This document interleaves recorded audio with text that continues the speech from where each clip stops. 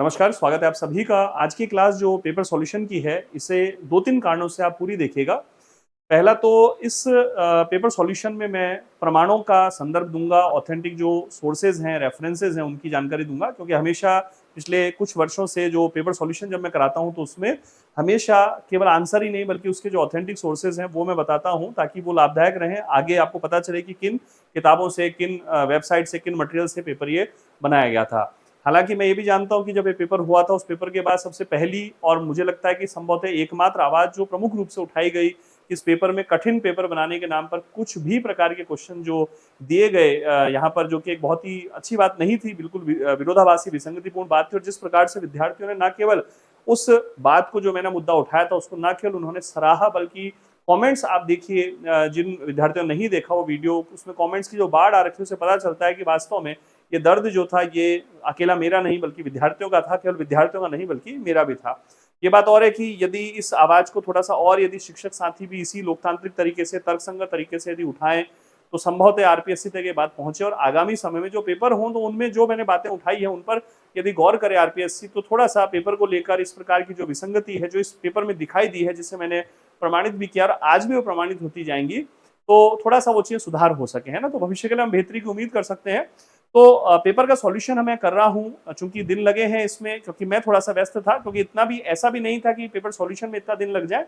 लेकिन हाँ, सोर्सेज जरूर ढूंढने में टाइम लगता है, लेकिन इतना भी टाइम नहीं लग जाता है। मैं थोड़ा सा 5-7 दिन व्यस्त रहा, कुछ मेरे ही अन्य काम थे। तो आज भी मैं केवल पार्ट 1 37 क्वेश्चन पहले पॉलिटी के सॉल्यूशन करा रहा हूँ।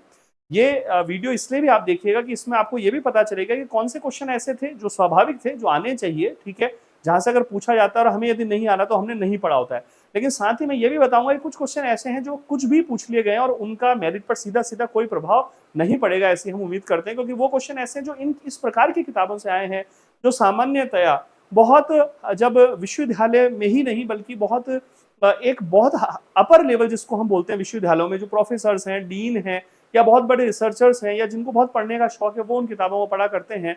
School lecturer, assistant professor, UGC net, RAS, IAS की तैयारी करने वाले विद्यार्थी उन किताबों को एटलीस्ट अपनी तैयारी के दौरान तो नहीं पढ़ा करते और ना उन्हें पढ़ने की आवश्यकता होती है। लेकिन पेपर में जिन्होंने भी क्वेश्चन वहां से दिए हैं, मुझे पता नहीं क्या उद्देश्य रहा होगा उन क्वेश्चन को देने का। साथ ही एक इस उद्देश्य से भी आज की क्लास पूरी देख लीजिएगा कि इतने विचित्र प्रकार के पेपर में, है ना, कठिन नहीं कहूंगा मैं, विचित्र प्रकार के पेपर में भी कुछ क्वेश्चन ऐसे हैं जो अपनी क्लासेस से बिल्कुल एज इट इज आए हैं, ठीक है। अब ये यहाँ श्रेय लेने जैसी बात नहीं है, लेकिन कम से कम मैं इसलिए बताना चाहूंगा कि ऐसा लगता है कि क्या पता सर इसलिए इतना मुद्दा उठा रहे हैं कि भाई उनकी क्लासेस में क्वेश्चन आए नहीं आए, तो वो तो अभी प्रमाण में आप देखेंगे कि एज इट इज एप्लीकेशन के क्लासेस, ई नोट्स और इवन यूट्यूब के क्लासेस से एज इट इज ऐसे ऐसे क्वेश्चन में वो टच करा है उन चीजों ने। लेकिन देखिए, ये मुझे बहुत ज्यादा इस बार इस पेपर को लेकर बहुत ज्यादा कोई खुशी या बहुत ज्यादा कोई उत्साह चाव इसलिए नहीं हो रखा है, क्योंकि उसको लेकर मैं जो वीडियो बना चुका हूँ बहुत 20-22 मिनट का, उसमें सारा मैंने जो वाजिब चिंताएं थी वो प्रकट की थी, तो उसको आप जरूर देखिएगा, ठीक है। आगे हमारी क्या कार्य योजना रहेगी उस पर भी मैं बात करूंगा आगामी 1-2 दिन के अंदर। लेकिन पहले जो है, हम यहाँ ये बात कर ले कि पेपर का सॉल्यूशन पार्ट 1 आज कर लेते हैं। पॉलिटी के 37 क्वेश्चंस पे हम आज बात कर रहे हैं। सबसे पहला जो क्वेश्चन है वो था जनप्रतिनिधि अधिनियम 1951। अभी तो आरपीएससी ने जो पेपर अपलोड किया है उसी पेपर को हमने लिया है, ताकि जब आंसर की से हम मैच करेंगे तो उसमें भी हमें कोई यदि अगर कहीं अलग क्वेश्चन होगा तो वो हमें तुरंत हम उसको ट्रेस कर पाएंगे और उसका सोर्स हम ढूंढ पाएंगे। तो जनप्रतिनिधि अधिनियम 1951, ये देखिए क्वेश्चन स्वाभाविक होता है। देखिए, चुनाव से रिलेटेड जो चीजें होती हैं उसमें जनप्रतिनिधि अधिनियम थोड़ा सा ध्यान होना चाहिए। मैं ये नहीं कहता कि सारा ध्यान हो, लेकिन थोड़ा बहुत ध्यान होना चाहिए। तो ये क्वेश्चन एक स्वाभाविक क्वेश्चन है, इसको आप अस्वाभाविक नहीं मानेंगे। 1951 के अधीन राजनीतिक दलों का जो पंजीकरण होता है उसके लिए मार्ग निर्देशिका के संबंध में कुछ कथनों पर विचार करना था। पंजीकरण के लिए आवेदन दल के गठन की तिथि से 30 दिन के भीतर मुख्य निर्वाचन आयुक्त भारत निर्वाचन आयोग को प्रस्तुत किया जाना चाहिए। दल के नाम में धर्म या जाति का नाम निहित नहीं होना चाहिए। दल के उद्देश्य समाजवाद के सिद्धांतों के अनुरूप होने चाहिए और दल की सदस्यता सभी वयस्क भारतीय नागरिकों को लो। तो एक तो हम थोड़ा सा इसमें देखिए, पेपर ऐसा है कि इसमें एक तो हम थोड़ा सा लॉजिक लगाने की कोशिश करते हैं और फिर एक इसका सोर्स देखेंगे। सोर्स तो इसका ऑनलाइन मिल जाता है, जनप्रतिनिधि अधिनियम 1950 1951 की पीडीएफ मिल जाती है, चुनाव आयोग की गाइडलाइन मिल जाती है। लेकिन प्रश्न तो वही है ना कि ये यूपीएससी में तो देखिए क्या है कि ये सीधा सीधा सिलेबस का पार्ट है, जनप्रतिनिधि अधिनियम यहाँ नहीं था, लेकिन निर्वाचन चूंकि पार्ट था, इस वजह से हो सकता है पेपर बनाने वालों ने यहाँ से क्वेश्चन दे दिया हो।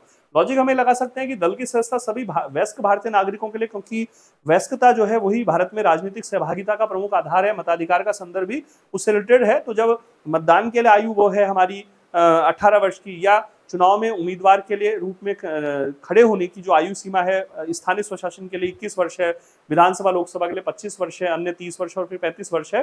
तो ये तो बिल्कुल ठीक हो जाएगा, सभी वयस्क भारतीय नागरिकों के लिए हो, ये बिल्कुल ठीक होगा। ये जरूरी नहीं कि कहीं एग्जैक्ट मिले। दल के उद्देश्य समाजवाद के सिद्धांतों के अनुरूप होने चाहिए। ये बहुत पहले से, जब 1951 अधिनियम आया तब से चला आ रहा है कि जब भी राजनीतिक दल का निर्माण किया जाए किसी निकाय समूह के द्वारा लोगों के, तो वो पंथ निरपेक्षता, लोकतंत्र, समाजवाद और राष्ट्र की एकता, अखंडता जैसे जो विषय उसमें वो आस्था प्रस्तुत करेंगे। अभी इसका तो अपन देख लेते हैं, है ना। तो ये भी ठीक है। दल के नाम में धर्म या जाति का नाम निहित नहीं होना चाहिए। अब इसमें थोड़ा सा मैं यही कह रहा हूँ कि अभी जब आंसर की आएगी तो हमें पता चलेगा, और मैं चाहता हूँ कि वो ऑथेंटिक सोर्सेज भी हमें बता दें, आरपीएस से ज्यादा बढ़िया रहे। दल के नाम में धर्म या जाति का नाम निहित नहीं होना चाहिए।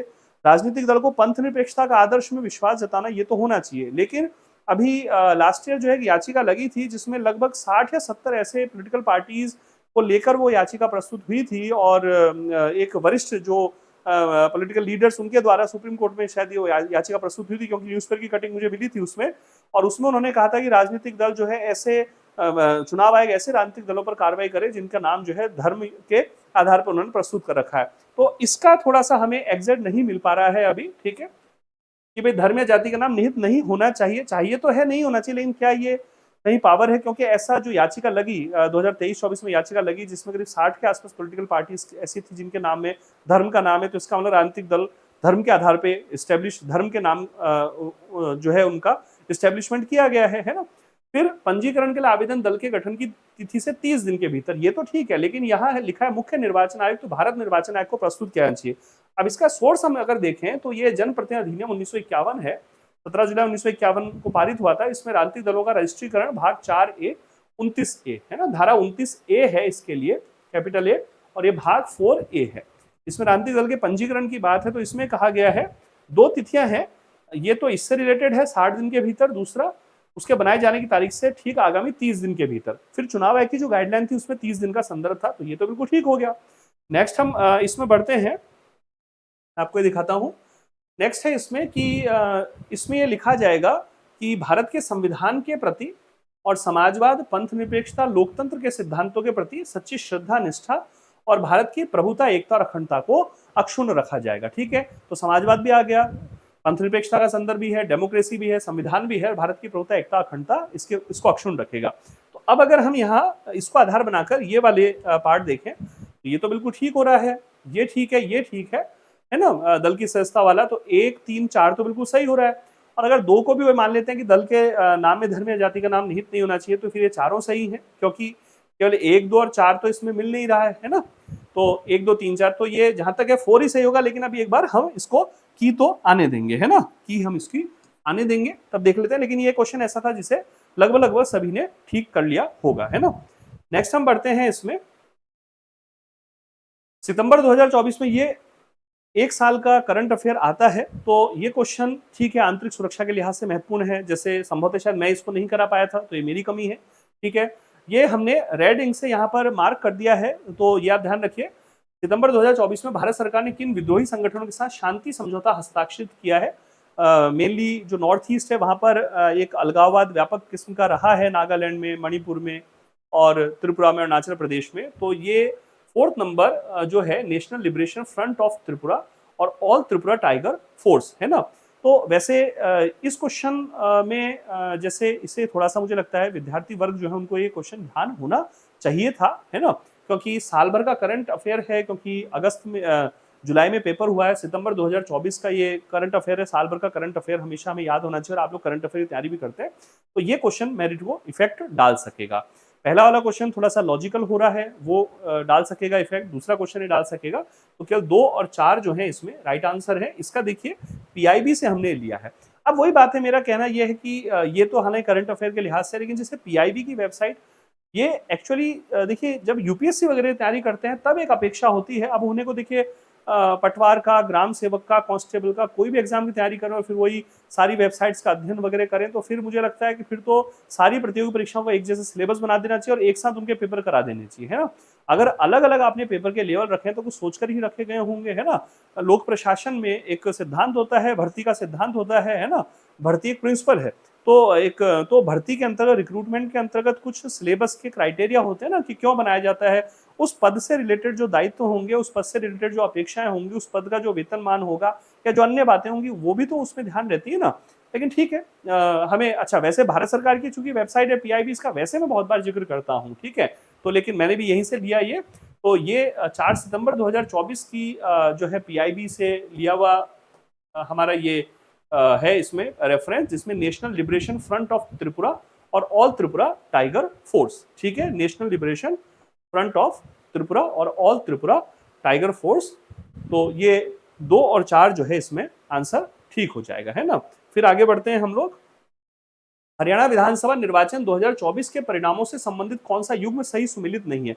अब मजेदार बात यह है कि 2023-24 में बहुत सारे स्टेट्स के इलेक्शन हुए थे। राजस्थान का पूछ लेते, हरियाणा का ही क्यों पूछा। फिर मैं कहता हूँ महाराष्ट्र का पूछ लेना चाहिए, है ना, ओडिशा का पूछ लेना चाहिए, आंध्र प्रदेश का पूछ लेना चाहिए, है ना।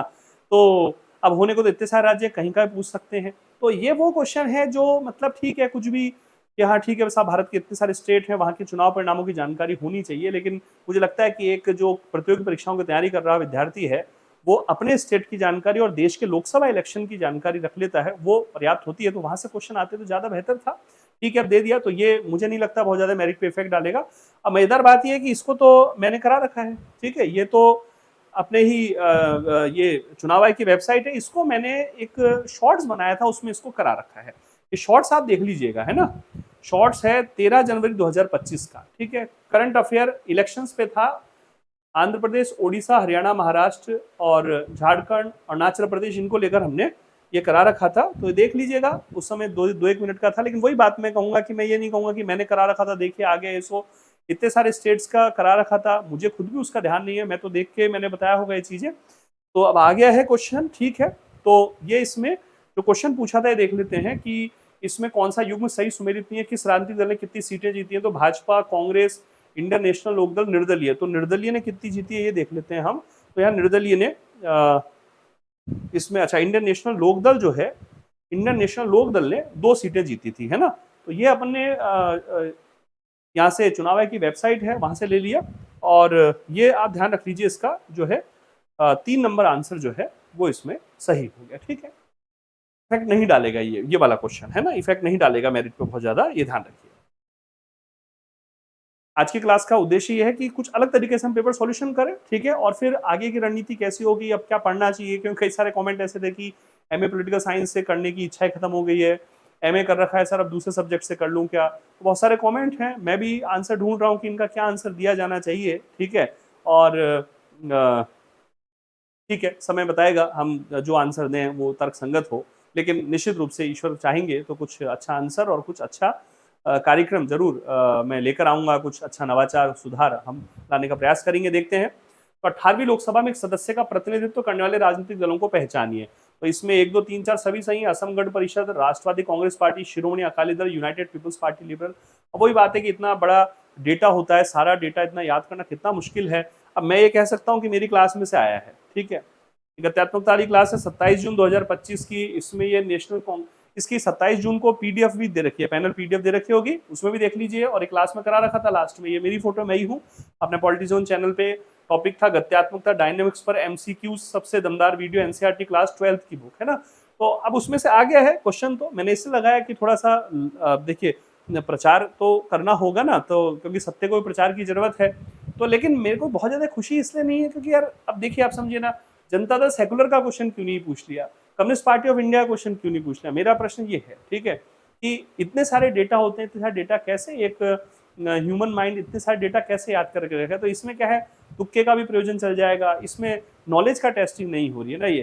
क्योंकि फैक्ट्स भी तो याद व्यक्ति तब करता है जिसे पता होता है कि इतने प्रकार के फैक्ट्स मुझे याद कर लेने चाहिए। तो फैक्ट्स का भी परीक्षण नहीं हो रहा है ना। तो ठीक है, अब अभी तो इसमें अपन क्या करें, है ना। तो ये यहाँ से आप ध्यान रख लीजिएगा, ये हमने दे रखे थे। हाँ, ये जरूर है, मैंने उस समय कहा था कि भाई इनको देख लेना आप लोग, लेकिन ठीक है। तो 4 नंबर इसमें आ गए। ये चारों पार्टीज को एक एक सीट मिली थी। Assam Gana Parishad, Rashtravadi Congress party, Shiromani Akali Dal, United People's party, Liberal, है ना। देखिए, United People's party, Liberal, Assam Gana Parishad और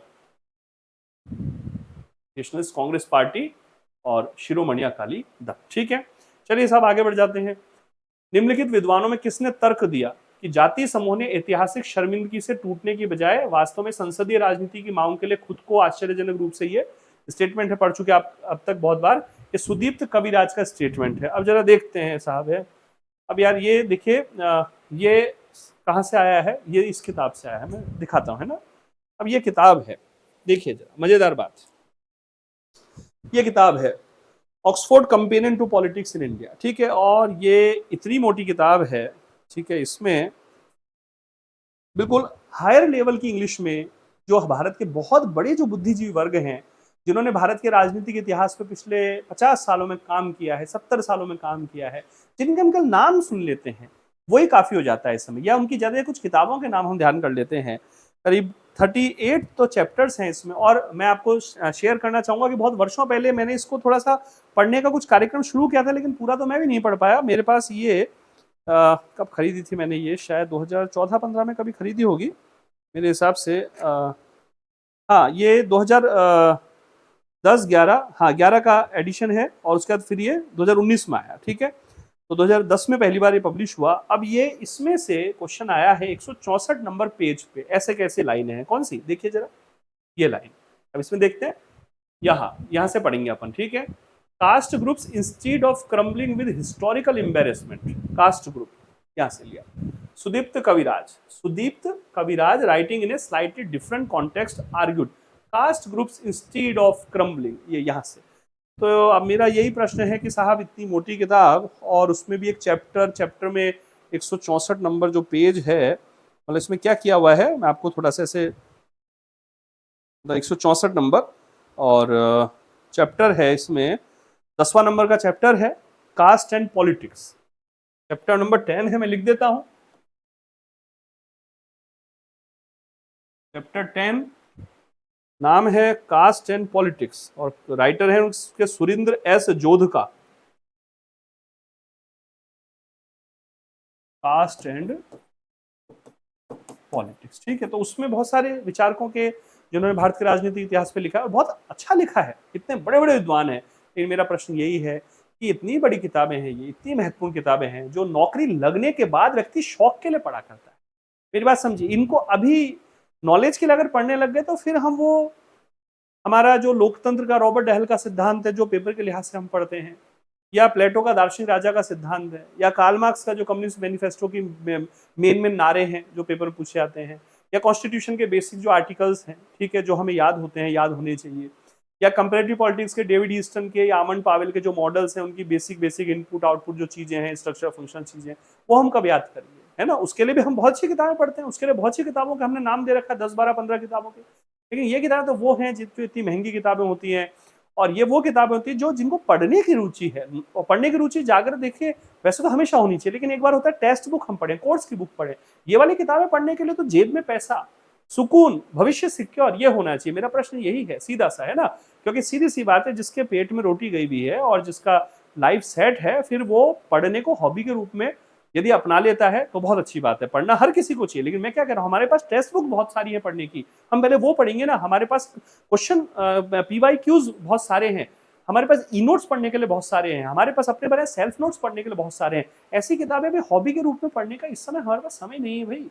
ठीक है, लेकिन अब दिया है पेपर, तो बहुत धन्यवाद है जिन्होंने क्वेश्चन दिया, है ना, बहुत अच्छी बात है साहब। ठीक है, तो और अगर ये मेरा अगर यही है कि अगर ये लाइन किसी ऐसी किताब में दी हुई थी, 11th-12th की किताब, जिसको विद्यार्थियों को पढ़ना चाहिए, तो RPSC से निवेदन है कि वो बताए, ताकि हमें भी लगे कि हाँ यार, ये हम इस लाइन को पढ़ने में कहीं चूक गए क्या। ये तो दिया हुआ था 11th-12th की किताब में कहीं पर, या जिन किताबों का हम जिक्र करते हैं, जो टेक्स्ट बुक्स हैं हमारी, या जो रेफरेंस बुक्स हैं जो हमारे विद्यार्थी पढ़ते हैं, उनमें कहीं दिया था क्या, हम चूक गए क्या वहां पर उनको पढ़ने में, तो हमें बता दे RPSC। मेरा निवेदन यही तो रहा है उस दिन वीडियो में।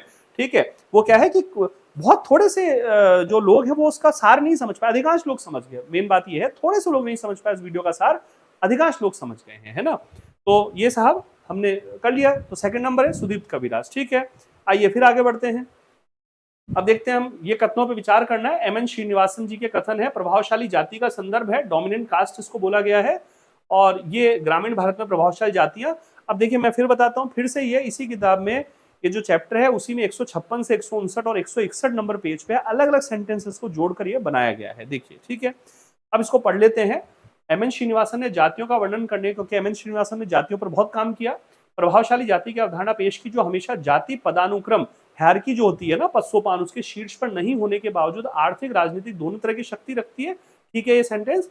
ग्रामीण भारत में प्रभावशाली जातियों का उदय मुख्य रूप से औपनिवेशिक शासन के तहत आधुनिक शिक्षा और प्रशासनिक पदों तक उनकी पहुंच के कारण हुआ था। बिल्कुल सही है, तो एक और दो दोनों इसमें सही हो जाएंगे। अब आरपीएससी की क्या कहती है वो देखते हैं, बाकी ये इस किताब में से आया है। ठीक है, आइए साहब, भारत में जातिगत लामबंदी के 3 प्रकार, उधर्वाकार, क्षैतिज और विभेदक का वर्णन किसने किया? ये देखिए, ये क्वेश्चन ऐसा है जो आना चाहिए, सीधा सीधा सतही पूछ लिया, लेकिन फिर वही बात है कि इतनी सारी चीजें हैं। लेकिन ठीक है, चलिए मैं इसको लेकर थोड़ा सा, क्योंकि हमें तर्कसंगत होना चाहिए। जैसे पिछले जो 2 क्वेश्चन थे वो तो बिल्कुल बहुत डीप थे, ये क्वेश्चन ऐसा है जिसमें एक सतही लाइन पूछी गई है, रुडोल्फ एंड रुडोल्फ से रिलेटेड है, और ये जो है मैंने यहाँ से लिया है अपने ई पाठशाला जो पोर्टल है, वहां से unit 21 caste continuity and change, वहां ये दिया है कि रुडोल्फ एंड रुडोल्फ ने 1967 में अपनी किताब the modernity of tradition political development in India, Chicago press university की पब्लिकेशन है, रुडोल्फ एंड रुडोल्फ, तो उन्होंने जो है ये लाइन लिखी है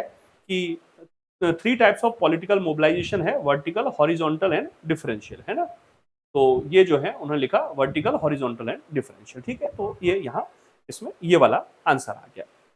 फिर नेक्स्ट बढ़ते हैं साहब हम, क्षेत्रकारी संगठन के संबंध में कौन सा कथन सही नहीं है? ये क्वेश्चन एक नागरिक समाज के संगठन है, आना चाहिए था, तो ये मेरिट पे इफेक्ट डाल सकेगा। ठीक है, अभी तक आप देख रहे होंगे बहुत तार्किक विवरण देने का प्रयास कर रहा हूं, तो अब इसमें देख लेते हैं। ये पूर्णतः वैश्वीकरण के विरुद्ध है, ये सही नहीं है।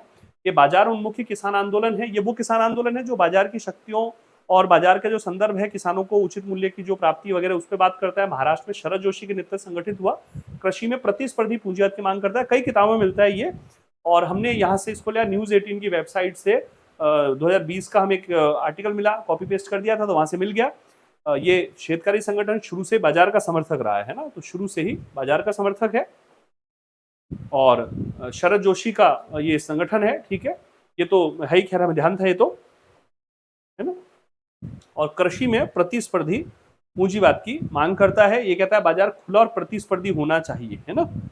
और फिर ये कहता है कि जोशी उन 3 नेताओं में से एक है जिन्होंने वैश्वीकरण और कृषि में बहुराष्ट्रीय कंपनियों के प्रवेश का समर्थन किया था, तो ये इसका मतलब वैश्वीकरण का विरोधी नहीं था, तो ये वैश्वीकरण का विरोध, ये कथन इसमें सही नहीं है, तो 4th नंबर इसमें आ जाएगा। ठीक है, नेक्स्ट बढ़ते हैं।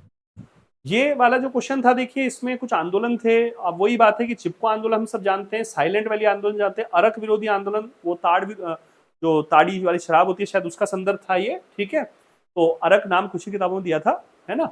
लेकिन ये वादा ना तोड़ो अभियान, मुझे नहीं लगता कि बहुत सारे लोगों ने पढ़ा हुआ था। ठीक है, अब दे दिया उन्होंने, तो 4 नंबर इसमें हमने सही माना है। वादा न तोड़ो अभियान गरीबी को समाप्त करने के लिए, सरकारी जवाबदेही के लिए, सुशासन का अभियान है। और फिर साइलेंट वैली आंदोलन केरल में था, ठीक है, और पर्यावरण से रिलेटेड। और चिपको आंदोलन जो है वनों की कटाई के संदर्भ में था, ये तो हम जानते हैं, चंडी प्रसाद भट्ट और सुंदरलाल बहुगुणा इत्यादि के द्वारा। और अरक विरोधी आंदोलन देशी शराब के उत्पादन विपणन के खिलाफ अभियान था, तो इसमें 4 है। ठीक है, ये एक मतलब ये थोड़ा सा मेरिट पे असर डालने वाला क्वेश्चन है, ये आना चाहिए था। ये हमने केवल वादा ना तोड़ो अभियान, ये एक नया सुना, बहुत सारे विद्यार्थियों ने नहीं सुना होगा निश्चित रूप से, इसलिए केवल इसके बारे में हमने यहाँ से संदर्भ लिया, ताकि आगे अपने को मान लीजिए कभी रिपीट होता है क्वेश्चन तो हमें ध्यान रहेगा। ठीक है, अब फिर आगे बढ़ते हैं हम लोग। राजस्थान विधानसभा चुनाव 2023 में महिला मतदान प्रतिशत पोस्टल बैलेट्स को छोड़कर कितना था, तो इसकी मुझे जानकारी नहीं मिल पाई, तो ये संभवतः मेरे हिसाब से 74 है कि 70 है, इसमें कुछ होगा, ये आप लोग देख लीजिएगा ना। ये मुझे नहीं मिल पाया, कहीं चुनाव आयोग के वेबसाइट पे भी डेटा नहीं मिल पाया, न्यूज़पेपर्स में भी नहीं मिल पाया। कुल महिला मतदान प्रतिशत तो मिल रहा था, लेकिन पोस्टल बैलेट्स को छोड़कर कितना था, ये ऐसा एग्जैक्ट नहीं मिल पाई थी जानकारी। अब ये एक ऐसा क्वेश्चन था जो बना तो किताबों में से होगा, लेकिन इस पर थोड़ा सा लॉजिक हम लगा सकते थे। भारत में मतदान व्यवहार के संबंध में कथनों पर विचार करना था, तो भारत में चुनाव परिणाम निर्धारित करने में सत्ता विरोधी लहर एक प्रमुख भूमिका निभाने लगी है। बिल्कुल ठीक है, एंटी इनकम्बेंसी बोलते हैं इसको। एक होता है प्रो इनकम्बेंसी सत्ता समर्थक लहर, एक होता है एंटी इनकम्बेंसी सत्ता विरोधी लहर। जैसे राजस्थान में बेसिक रीजन ये है, हर 5 साल में जो सत्ता बदलती है वो एंटी इनकम्बेंसी कहलाता है। ठीक है। दूसरा, समाज के सामाजिक रूप से हाशिए पर पड़े वर्गों के लोकतांत्रिक उभार ने जाति और समुदाय की लामबंदी होता है, इसको ध्रुवीकरण बोलते हैं ना, पोलराइजेशन बोलते हैं।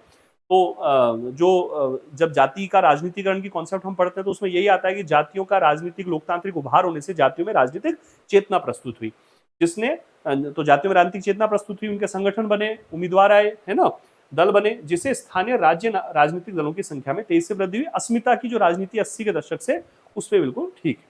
भारत में मतदान प्रतिशत एक समान होता है? नहीं, बिल्कुल नहीं, अलग अलग होता है। और ये विभिन्न जनांकीय सामाजिक आर्थिक कारकों से प्रभावित नहीं होता। बिल्कुल होता है, बिल्कुल महंगाई से प्रभावित होता है, महिला मुद्दों से प्रभावित होता है, भ्रष्टाचार से प्रभावित हो जाता है ना, जाति से प्रभावित होता है, धर्म से प्रभावित होता है, भाषा से, संस्कृति से, सबसे प्रभावित हो जाता है। अभी महाराष्ट्र में भाषा वाला विषय चल रहा है, अभी महाराष्ट्र में आज इलेक्शन करा लिए जाए विधानसभा के, देखिए भाषा का विवाद कितना राजनीति को प्रभावित कर देगा। बिल्कुल गारंटी 100%, है ना। तो 1 और 2 इसमें सही है। ठीक है, तो ये हमें ध्यान रखना है। चलिए, ये थोड़ा लॉजिकल था, तो ये मेरिट पे इफेक्ट डालेगा, बिल्कुल डालेगा 100%, है ना। फिर देखते हैं, किस वाद में भारत के उच्चतम न्यायालय ने निर्णय दिया कि राज्य द्वारा पूजा स्थल, मंदिर, मस्जिद या चर्च का अधिग्रहण धर्मनिरपेक्षता के विरुद्ध नहीं कहा जा सकता है? तो ये इस्माइल फारूकी बनाम भारत संघ का मामला था, अयोध्या विवाद भी बोलते थे। अब इसको लेकर अपन ने देखिए करा रखा है, कब कराया है? 30 जून 2025, है ना। तो एक दो कमेंट थे ऐसे कि हो सकता है आपको उत्तर नहीं मिल रहे हो, आपके पढ़ाई में से नहीं आया, इसलिए आप पेपर सॉल्यूशन के बजाय उपदेश दे रहे हैं। तो वो एक दो ही कमेंट थे, 2-3 कमेंट थे, बाकी तो 200 से ज्यादा कमेंट जो हैं उस अभियान के, एक अभियान तो क्या कहूँ, एक विषय उठाया था मैंने निवेदन करते हुए आरपीएससी से, उसको समर्थन किया, 15,000 से ज्यादा विद्यार्थियों ने देखा और 1000 के आसपास तो लाइक किया है वीडियो को। तो मेरे लिए तो अभी फिलहाल जितने मेरे व्यूज आते हैं उसके हिसाब से बहुत है। हो सकता है लाखों करोड़ों व्यूज की बात करने वालों को ये आंकड़ा बहुत कम लगता हो, लेकिन अपने तो साहब अभी इतने व्यू अभी तक इतने आए नहीं है कभी किसी एक वीडियो में। बहुत कम वीडियोज है जिसमें 35-40 हजार व्यू आए हों, दो चार वीडियो हैं, बाकी 3-4 हजार 5 हजार व्यूज आते हैं अभी तो अपने, है ना। तो आ जाएंगे कभी 1 लाख 2 लाख 10 लाख व्यू भी आया करेंगे किसी वीडियो में अगर सही होगा तो ये अपन ने अभी कराया था 30 जून को। तो इस्माइल फारूकी था इसमें, आप देख लेना। और ये उससे स्क्रीनशॉट ले लिया था हमारी टीम ने, है ना। और ये इसमें पंथ निरपेक्षता, समाजवाद, सर्वोच्च न्यायालय का दृष्टिकोण, ये उसका संदर्भ था। पॉलिटी न्यूज जो वायरल हो गई, हाँ ये वाला अपने पॉलिटी करंट अफेयर्स में से ये अपन ने कराया था। ठीक है, ये वाला इस्माइल फारूकी, धार्मिक संपत्ति राज्य द्वारा उचित मुआवजे के साथ ही अधिग्रहित की जा सकती है, एग्जैक्ट लाइन लिखी हुई है ना। इस्माइल फारूकी 1994 का संदर्भ। ठीक है, तो ये अपने पढ़ाई में से आ गया, है ना। तो और ये वैसे भी ये मेरिट पे इफेक्ट डालेगा, क्योंकि एसआर बोम्मई में पंथ निरपेक्षता संविधान के आधारभूत ढांचे का ऐसा है, तो कुछ विद्यार्थियों ने 4th नंबर किया होगा इसमें, ये बाकी 1 नंबर है इसमें, है ना। 2nd और 3rd का इसमें संदर्भ नहीं था कोई भी। आइए साहब आगे बढ़ते हैं। भारत की संविधान सभा के किस सत्र में इसके सदस्यों ने अपने भत्ते कम करने का निर्णय लिया था? बहुत अच्छा क्वेश्चन है। सुभाष कश्यप साहब की जो किताब है भारत का संवैधानिक इतिहास और संविधान, मेरे पास होनी चाहिए किताब, ये इस समय मेरे रूम में होनी चाहिए किताब। चलिए दिखाता हूँ, किताब तो दिखाता हूँ, कई बार दिखा चुका हूँ किताबें में। और ये 10वें सत्र में हुआ है ये संदर्भ, देखिए ये वाली किताब है ना, भारत का संवैधानिक विकास और संविधान। ये किताब अच्छी है, ये तो पढ़नी चाहिए, ये तो संविधान निर्माण की किताब है और बहुत वर्षों से ये तो क्लासेस में बताता रहा हूँ। तो ये 10वें अधिवेशन की बात है जिसमें सदस्यों ने दैनिक भत्ता 45 रुपए प्रतिदिन से घटाकर 40 रुपए प्रतिदिन कर दिया था, है ना। 10वां अधिवेशन, दूसरा वाचन, जो 6 अक्टूबर से 17 अक्टूबर 1949 तक रहा था। ठीक है, तो ये 10वें अधिवेशन का इसमें आंसर आ गया है। ठीक है, तो ये हमें ध्यान रखना है। नेक्स्ट बढ़ते हैं हम। भारतीय पंथ निरपेक्षता संबंधी तथ्यों का परीक्षण कीजिए, है ना। इसमें 3 तथ्य दे रखे हैं और इसमें जो है 1, 2 और 3 तीनों सही है। पहली बात तो ये देख लीजिए, भारतीय पंथ निरपेक्षता अंतः और अंतर धार्मिक वर्चस्व पर एक साथ ध्यान केंद्रित करती है। भारतीय पंथ निरपेक्षता व्यक्तियों की धार्मिक आजादी के साथ साथ अल्पसंख्यकों की धार्मिक आजादी की बात भी करती है। भारतीय पंथ निरपेक्षता में राज्य के द्वारा किए जाने वाले धार्मिक सुधार की गुंजाइश भी और वो अनुकूल भी होते हैं। अब देखिए मजेदार बात, ये एनसीईआरटी से आया है और ये अपन ने नवंबर 2024 में जब एनसीईआरटी वाली क्लास स्टार्ट की थी अपन ने, है ना, अभी तक कराई थी मैंने, ये बहुत सारी क्लास कराई एनसीईआरटी। वहां देखिए एज इट इज शब्द आया है ना, ये उसमें से हमने वो लिए थे स्क्रीन, उसके पैनल पीडीएफ जो है ये बनी हुई है। देखिए, भारतीय धर्मनिरपेक्षता ने अंतः धार्मिक और अंतर धार्मिक वर्चस्व पर एक साथ ध्यान केंद्रित किया। ठीक है, धर्मनिरपेक्ष राज्य को अंतर धार्मिक वर्चस्व के मसले पर भी समान रूप से चिंतित रहना आता है। भारतीय धर्मनिरपेक्षता में राज्य समर्थित धार्मिक सुधार की गुंजाइश भी अनुकूलता भी। और ये ब्रैकेट क्लास में कराया मैंने, है ना, ये ब्रैकेट जो ऐसे बनाया ना क्लास में करा रखा है, ठीक है। तो ये चूंकि था कि धर्मनिरपेक्षता पे वैसे भी बहुत कम मटेरियल है, एनसीईआरटी किताब में है, राजीव भार्गव सर की किताब में है, तो ये एक अच्छा क्वेश्चन वहां से आया है। तो एनसीईआरटी से एक ही क्वेश्चन आया है मूलतः इस प्रकार का, तो ये अपना सही हो गया। तो ये मेरिट पे इफेक्ट डालेगा, इसलिए नहीं कि मैंने कराया, ये इसलिए कि एनसीईआरटी में से आया। तो एनसीईआरटी तो पढ़ने की थी ना, उसकी तो अपन ने मांग की ना कि एनसीईआरटी में से 50 क्वेश्चन तो देता है कम से कम। तो एनसीईआरटी एक ही क्वेश्चन दिया, तो ये सही होना चाहिए, तो ये मेरिट पे इफेक्ट डालेगा, 100% डालेगा, ठीक है। तो अपना इसमें सही सही रहा, मतलब एनसीईआरटी का तो जो मैंने कार्यक्रम करा था बहुत सही था। ये तो आरपीएससी ने पता नहीं क्यों एनसीईआरटी से दिए नहीं क्वेश्चन, नहीं तो अपनी जिन्होंने एनसीईआरटी देखी थी ना, बहुत बढ़िया काम हो जाता है। खैर नेक्स्ट आएगा जरूर एनसीईआरटी से, ध्यान रखना आगामी संदर्भ, क्योंकि और कितना विस्तार दिया था मैंने एनसीईआरटी को। आप देखिए 11th 12th थ्योरी वाला अलग, कॉन्स्टिट्यूशन का अलग, आजादी के बाद की भारतीय राजनीति का अलग, वर्ल्ड पॉलिटिक्स का अलग, एमसीक्यूज, कितना काम किया था एनसीईआरटी पे। तो एक वो गाना नहीं है क्या, वो है, मैं सोच रहा हूँ कितनी मेहनत करी थी मैंने आरपीएससी को, कम से कम इतना दया आनी चाहिए थी। वो गाना नहीं है कोई पिक्चर का, वो क्या है वो, तरस नहीं आया तेनू तरस नहीं आया, ऐसा कुछ वो गाना कई बार कानों में पड़ जाता है, पता नहीं, है ना। तो तरस दया ही नहीं आई इनको यार, भाई एनसीईआरटी में दे देते जो सबके लिए अच्छा होता है ना। और कम से कम विद्यार्थियों को ये तो रहता है कि पेपर भाई हमारा देखा हुआ है, कि भाई हमने जो एनसीईआरटी किताब पढ़ी उसमें से आया है, कर लेते हैं अच्छे से, है। चलिए साहब ठीक है, कोई बात नहीं, होता है जीवन में कभी कभी ऐसा, है ना। अब ये है साहब, ये संशोधन वाला, ये मेरिट पे इफेक्ट डालेगा, क्योंकि 106 संशोधन है, जिसमें 90 से लेकर 106 तक तो याद होने ही चाहिए। 50 प्लस संशोधन याद होने चाहिए। क्लासेस में कहता हूँ, खूब सारे वीडियोस में पढ़ा होगा, ये तो दुनिया जहान में जहां जहां मेरे वीडियोस हैं क्लासेस के, उनमें सब में कहा हुआ है कि 50 प्लस संशोधन याद होने चाहिए, तो होने चाहिए। तो ये जैसे 4 सुमेलित करने 101, 102, 103 और 104 दिया था, तो ये इसमें आ गया 4 नंबर, ठीक है। और ये अपन देख लीजिए, ये मैंने मेरा ही जो ई नोट्स है वहीं से उठा लिया, 101, 102, 103 और 104, ठीक है। तो ये थोड़ा ध्यान रख लीजिए। 104 वाला जो था उसमें अनुसूचित जाति अनुसूचित जनजातियों के लिए आरक्षण की अवधि बढ़ाई गई 10 वर्ष के लिए, और आंग्ल भारतीय वाला संदर्भ उसमें नहीं था, तो क्वेश्चन वही पूछा गया। 103 में ईडब्ल्यूएस था, 102 में जो है राष्ट्रीय पिछड़ा वर्ग आयोग को संवैधानिक दर्जा, और 101 संशोधन में जीएसटी वाला संदर्भ था, ठीक है। तो ये अपने ई नोट से प्रस्तुत हो गया। भारत के संविधान का कौन सा अनुच्छेद संसद को सशस्त्र बलों में काम करने वाले व्यक्तियों को कुछ मौलिक अधिकार प्रदान नहीं करने का अधिकार देता है? बहुत बार बता रखा है, और ये हर जगह मिलेगा, है ना। आर्टिकल 33 है, जो कि कहता है कि भाई सेना और जो सुरक्षा बल हैं, लोक व्यवस्था का भार संभालने वाले जो बल हैं, आसूचना प्रति आसूचना ब्यूरो हैं, और इन सेवाओं में लगे हुए जो दूर संचार प्रणाली के सदस्य हैं, उनके फंडामेंटल राइट्स को संसद कानून बनाकर उपांतरित, निर्बंधित कर सकती है, मॉडिफाई कर सकती है, रोक सकती है, रेस्ट्रिक्टेड कर सकती है ना। उसी आधार पर भारतीय थल सेना अधिनियम, भारतीय नौसेना अधिनियम, भारतीय वायुसेना अधिनियम, सशस्त्र बल जो अधिनियम है वो बनाए जाते हैं। आर्टिकल 33 इसमें आ जाएगा, है ना। ये भी ई नोट्स में दे रखा है अपन ने। पॉलिटी का वैसे ठीक है, कोर्स भी अच्छा है, ई नोट्स भी अच्छे हैं, तो ये आप लोग काफी जुड़े हुए हैं उसमें। अभी और अपन उसको अपग्रेड करेंगे, और अपडेट और अपग्रेड दोनों करेंगे उसको, ठीक है। तो ये अपन देख लेंगे, है ना। तो ये वहां से आ गया है क्वेश्चन। नेक्स्ट बढ़ते हैं, भारत के संविधान के अनुच्छेद 17 से संबंधित कथनों पर विचार कीजिए। हाँ, ये क्वेश्चन अच्छा है, थोड़ा सा लैंग्वेज का इसमें संदर्भ है, वो मैं देखते हैं अभी।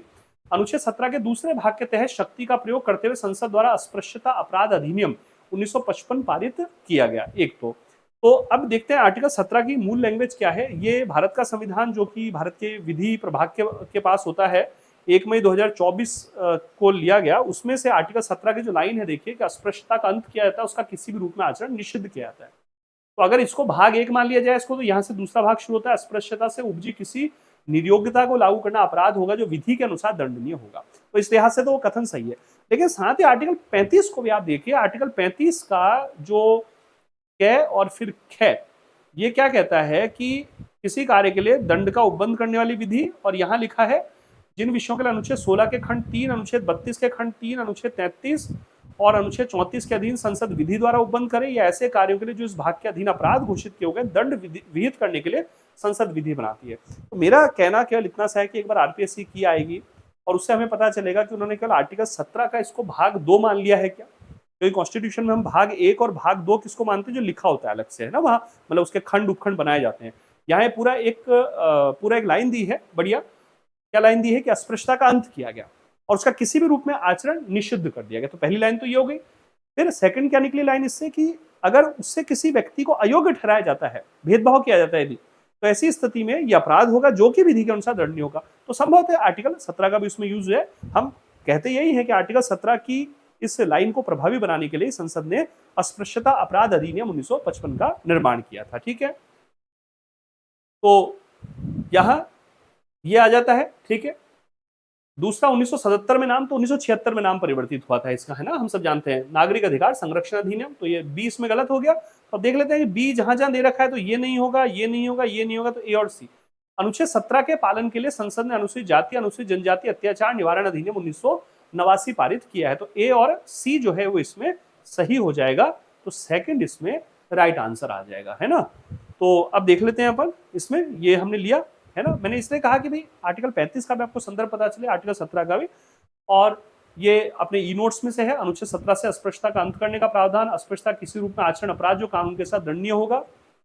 संसद ने 1955 में अस्पृश्यता अपराध अधिनियम बनाया, 1976 में इसका नाम बदलकर सिविल अधिकार संरक्षण, 1989 में अनुसूचित जाति अनुसूचित जनजाति अत्याचार निवारण अधिनियम का निर्माण, फिर 2018 का अन्य संदर्भ अपन ने दिया है इसमें। ठीक है, तो अपने ई नोट्स में से, है ना, ई नोट्स, ये ई नोट्स से, पॉलिटी जोन का ई नोट्स है अपना। और ये सामाजिक न्याय अधिकारिता विभाग की वेबसाइट, जहां से नागरिक अधिकार संरक्षण अधिनियम 1955 और अनुसूचित जाति अनुसूचित जनजाति अत्याचार निवारण अधिनियम 1989, देखिए इसमें इन्होंने लिखा है अनुच्छेद 17 और 35 क्लॉज ए सब क्लॉज 2 के प्रावधानों के अंतर्गत। तो जो मैं इसलिए मैंने बताया आर्टिकल 35 का भी आपको संदर्भ, लेकिन इसमें आंसर जो है ये ऑप्शन देखते हुए हम क्या कहेंगे कि आंसर जो है इसमें ए और सी जो है वो सही हो जाएगा। ठीक है, आइए आगे बढ़ते हैं।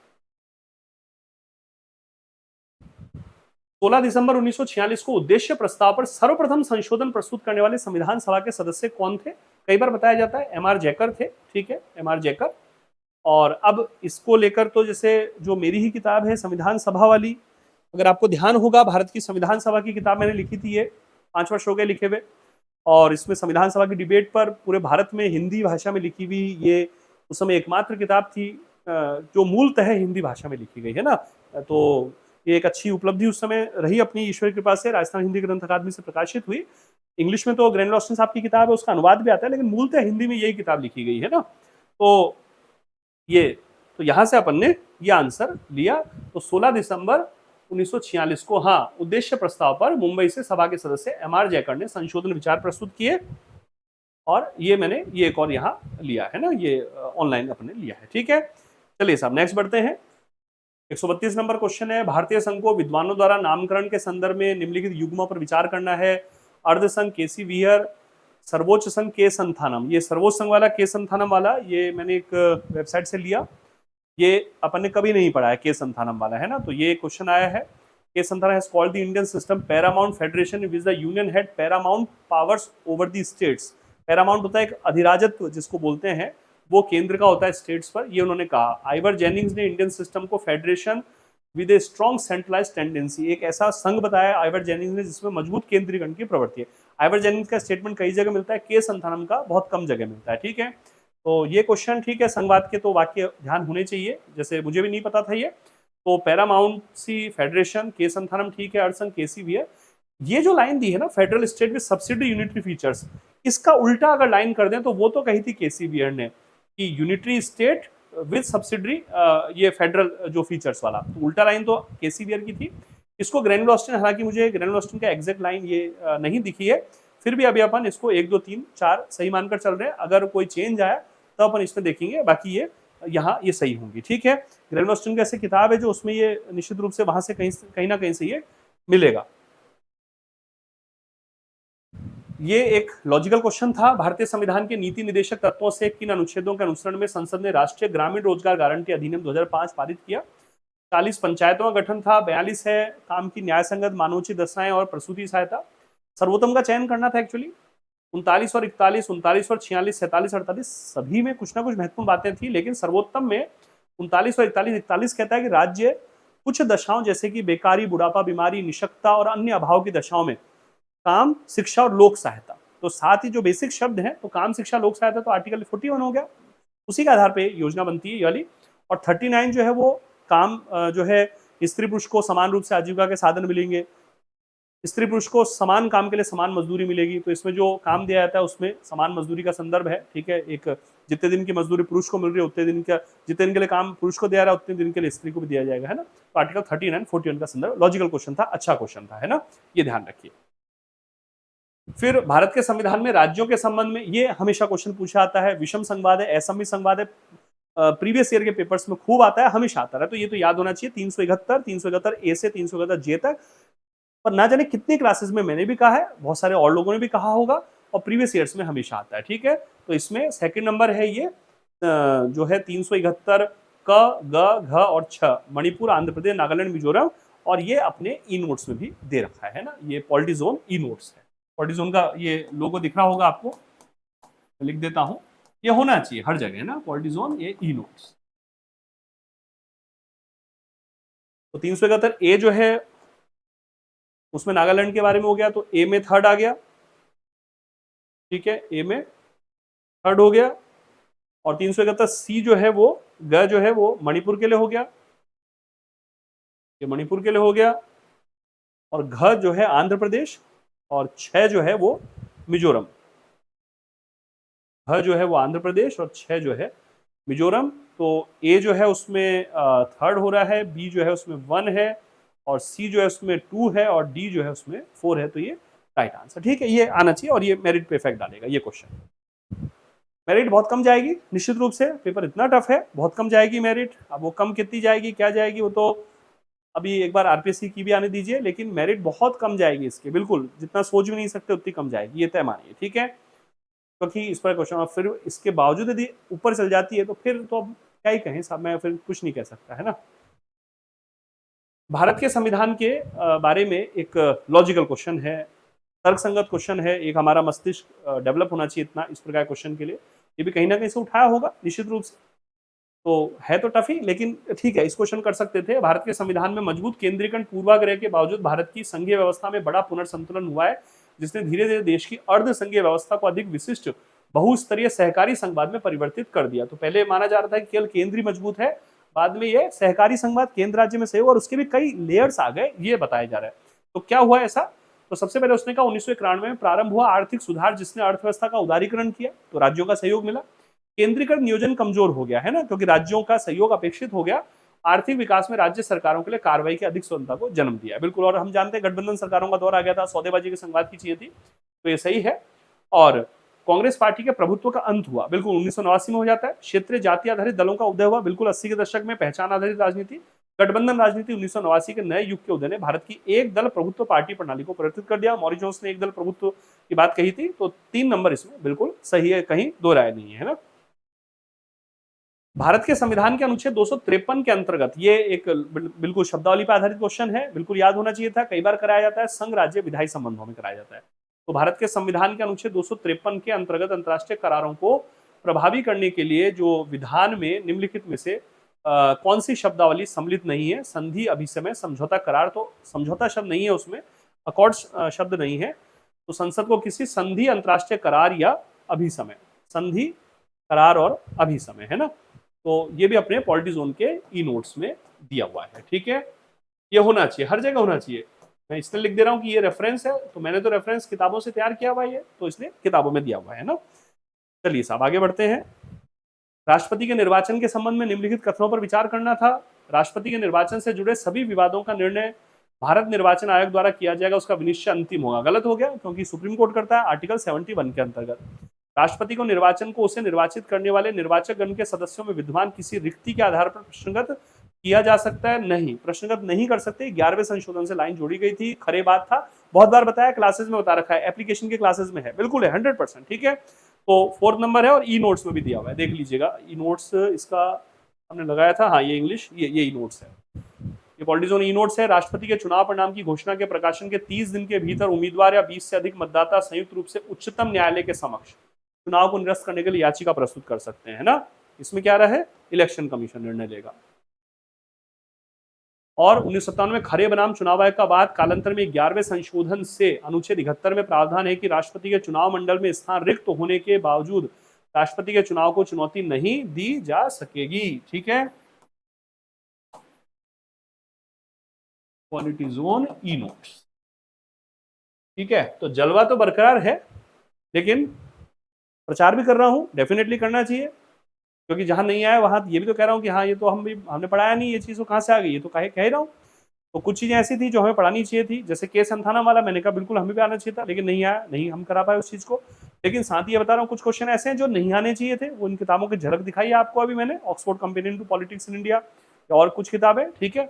तो खैर, और जहां से आया है क्वेश्चन वो भी अपन बता रहे हैं, तो ये इसमें सही हो जाएगा आंसर। नेक्स्ट बढ़ते हैं, ये हमने दे दिया, राष्ट्रपति उपराष्ट्रपति के चुनाव संबंधित उससे जुड़े तथ्य, संधि और विवादों की जांच निर्णय उच्चतम न्यायालय करता है, उसी का निर्णय इसमें अंतिम होता है। नेक्स्ट बढ़ते हैं, भारत में अंतर्राज्यीय नदी जल विवाद से संबंधित गलत युग्म की पहचान कीजिए, ये क्वेश्चन आ गया। ये मैंने ये वाला जो था बबली बैराज, ये मैंने नहीं सुना था कभी भी, क्योंकि ये देखिए वंशधारा सुना हुआ था, महानदी बहुत बार सुना था, मुल्ला पेरियार बांध बहुत बार सुना हुआ था, बबली बैराज मुद्दा नहीं सुना हुआ था। तो जिन्होंने ज्योग्राफी अच्छे से पढ़ी होगी, कोई करंट अफेयर पढ़ा होगा जिन विद्यार्थियों ने, क्योंकि 2024 में मामला हुआ था थोड़ा चर्चित, तो उन्होंने कर लिया होगा, ठीक है। तो ये भी इफेक्ट डालेगा निश्चित रूप से, ऐसा नहीं कि भाई मैंने नहीं पढ़ा था इसलिए इफेक्ट नहीं डालना, ना ये डालेगा। बबली बैराज महाराष्ट्र और तेलंगाना, पूर्व में आंध्र प्रदेश है ना, और यहाँ इसने दे दिया आंध्र प्रदेश कर्नाटक, तो ये विवाद है महाराष्ट्र तेलंगाना का, पूर्व में आंध्र प्रदेश का विषय था। नेक्स्ट बढ़ते हैं, हाँ अब ये जो क्वेश्चन है ये भी एक्चुअली तर्कसंगत होना चाहिए। अब मैं बताऊंगा आपको इसे किस किताब में इसकी जानकारी मिल रही है ना। वो किताब है 1300 पेज की किताब है, पहले उस किताब के दर्शन कर लीजिए। ये किताब है practice and procedure of parliament, Hindi में भी आती है, संसदीय प्रक्रिया और परंपरा, कौल और शक्धर की। मैंने जब मेरी किताब लिखी थी तब उस किताब में कुछ चीजें इसमें से ली हैं रेफरेंस के रूप में, ठीक है। 1300 पेज की किताब है, 1300 पेज की किताब के संसद के टॉपिक्स, संसद के क्वेश्चन आए एक दो, उसके लिए नहीं पढ़ी जाती 1300 पेज की किताब। वहां एज इट इज लाइनें दी हुई हैं, तो मुझे लग रहा है कि शायद या तो यहीं से बन गया, इन्हीं किताब से वो क्वेश्चन, या किसी अन्य किताब से बना, लेकिन एज इट इज लाइनें भी देखते हैं। एक great book of about 1300 pages है ना, ये मैंने लिखा है, बहुत महान किताब है, बढ़िया। प्रधानमंत्री लोकसभा में सदन के नेता के रूप में कार्य करता है, सिवाय इसके जब वो लोकसभा का सदस्य नहीं होता। बिल्कुल सदन के नेता के रूप में कार्य करता है। अभी देख लेते हैं, ये लिया है इसमें से मैंने स्क्रीनशॉट लिया है। The prime minister who is the leader of the majority party in the Lok Sabha function as the leader of the house in the Lok Sabha except when he is not a member of the Lok Sabha. इसी का हिंदी अनुवाद करा है यहां तक की line का। The senior most minister who is a member of the Rajya Sabha is appointed by the Prime Minister as the leader of the House in the Rajya Sabha। राज्य सभा का भी मैंने स्क्रीनशॉट में से ले लिया। तो ये लाइन तो एज इट इज आई है वहां, है ना। आगे बढ़ते हैं, दूसरी लाइन क्या थी, ये परंपरा रही है, उन्होंने कहा परंपरा, नियम नहीं, परंपरा रही कि जब लोकसभा का सत्र चल रहा हो और सदन का नेता लंबे समय तक अनुपस्थित है, रिक्त नहीं, अनुपस्थित, छुट्टी पे है, आ रहा नहीं है, तो लोकसभा अध्यक्ष सदन के नेता से परामर्श करेगा, उन्हीं नेता से, और फिर लोकसभा में विपक्ष के नेता को सूचित करेगा, विपक्ष के नेता कि कौन लोकसभा में सदन के नेता के रूप में कार्य करेगा, लेकिन इस संबंध में सदन में कोई औपचारिक घोषणा नहीं की जाती। अब देख लेते हैं जरा, as it is line, as it is, English पढ़ लीजिएगा, इंग्लिश से मिलाइएगा। ये तो एक उदाहरण दिया है, ये it has been the practice that during the protected absence of the leader of the house, देखिए जरा मैं लाइन दिखाता हूं, देखिए कैसे क्वेश्चन आए हैं। ये it has been practice that during the protected absence of the leader of the house, है ना, in the Lok Sabha of the house when Lok Sabha is in session, the minister of parliamentary affairs। अब देखिए जरा, संसदीय कार्य मंत्री का संदर्भ आया है, यहाँ आया है क्या कहीं संसदीय कार्य मंत्री, मतलब लोकसभा अध्यक्ष सदन के नेता से परामर्श करेगा, और यहाँ क्या कहा गया है, संसदीय कार्य मंत्री से, संसदीय कार्य मंत्री सदन के नेता से परामर्श करेगा, नॉट दी लोकसभा अध्यक्ष। यह सूचित करते हैं कि लोकसभा में किसे सदन के नेता के रूप में कार्य करना है, किंतु इस संबंध में सदन में कोई औपचारिक घोषणा नहीं की जाती। The minister of parliamentary affair in consultation with the former intimates to the speaker, ठीक है, as to who would act as the leader of the house but no formal announcement in this regard is made in the house। ध्यान रखिए, तो संसदीय कार्य मंत्री जो हैं ये सदन के नेता से परामर्श करके लोकसभा के अध्यक्ष को सूचित करेंगे। और यहाँ क्वेश्चन में क्या दिया है, देखिए जरा, कि लोकसभा अध्यक्ष सदन के नेता से परामर्श करेंगे, संसदीय कार्य मंत्री का संदर्भ नहीं है, विपक्ष का कोई संदर्भ वहां नहीं है, तो केवल एक सही होगा, ठीक है, ध्यान रख लेना। तो ये एक क्वेश्चन है, यहाँ लॉजिक लग सकता था, यहाँ मेरे को नहीं लगता लॉजिक, तो तुक्के जिन्होंने लगाया उन्होंने लगाया होगा, एक और दो दोनों सही है, ठीक है, जिसने कहीं ध्यान रह गया और पढ़ा हो तो ये आएगा ध्यान में, ठीक है साहब। ये कठिन क्वेश्चन है और अच्छा क्वेश्चन है, ये आ सकता था क्वेश्चन, लेकिन अब वही बात है कि इतनी बड़ी किताब में से आया है, लोकसभा के नियमों में से आया है, तो ये हम ध्यान रखें। चलिए साहब आगे बढ़ते हैं। भारत के संविधान के अनुच्छेद 75 से संबंधित निम्नलिखित कथनों विचार कीजिए। मंत्री प्रधानमंत्री के प्रसाद पर पद धारण करते हैं? नहीं। राष्ट्रपति के प्रसाद पर? मंत्रिपरिषद संसद के प्रति सामूहिक रूप से उत्तरदायी होती है? नहीं, लोकसभा के प्रति, है ना। तो एक और दो दोनों ही सही नहीं है, तो ये अपने ई नोट्स में भी दिया हुआ है, हर किताब में दिया हुआ है, इसलिए कोई दिक्कत नहीं है। बेयर एक्ट में भी है। 75 मंत्रिपरिषद के उत्तरदायित्व तो राष्ट्रपति के प्रसाद पर्यंत। 73 के खंड 3 मंत्रिपरिषद लोकसभा के प्रति सामूहिक रूप से उत्तरदायी होगी। Polity zone Indian polity e notes, ठीक है। आगे बढ़ते हैं साहब। निम्नलिखित युग्मों पर हमें विचार करना है। सर्वोच्च न्यायालय अभिलेख न्यायालय के रूप में काम करेगा, ठीक है। तो अनुच्छेद 127 इसकी जगह क्या होना चाहिए? 129 होना चाहिए, क्योंकि ये अवमानना वाला आर्टिकल भी है ना। सर्वोच्च न्यायालय अपनी अवमानना के दंडित करने की शक्ति रखता है। निर्णयों का सर्वोच्च न्यायालय द्वारा पुनरावलोकन 137 बिल्कुल ठीक है। सर्वोच्च न्यायालय द्वारा घोषित विधि सभी न्यायालयों पर आबद्धकारी होती है, बिल्कुल ठीक है। 141, तो 2 और 3 इसमें बिल्कुल सही सुमेलित हैं, ठीक है। अपने ई नोट्स में दिए हुए 127 तदर्थ न्यायाधीशों के लिए है, 129 अभिलेख न्यायालय, 129 अभिलेख न्यायालय, 141 उच्चतम न्यायालय द्वारा घोषित विधि भारत के राज्य क्षेत्र के भीतर सभी न्यायालयों बाध्यकर। 137 भी दिया हुआ होगा, ये मुझे ये मिले तो इसलिए अपन ने यहाँ से ये उठा लिए, है ना। तो ये भी साहब अपने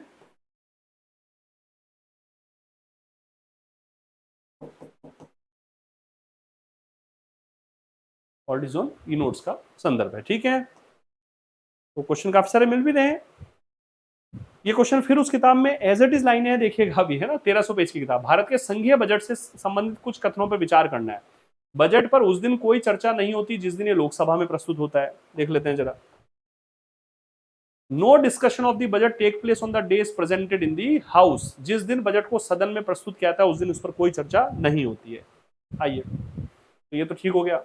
जब बजट प्रस्तुत किया जा चुका हो तो लोकसभा अध्यक्ष उस पर चर्चा प्रारंभ होने के लिए कोई दिन नियत कर सकता है और ये चर्चा उतने समय तक जारी रह सकती है जो लोकसभा अध्यक्ष नियत करे। देख लेते हैं साहब।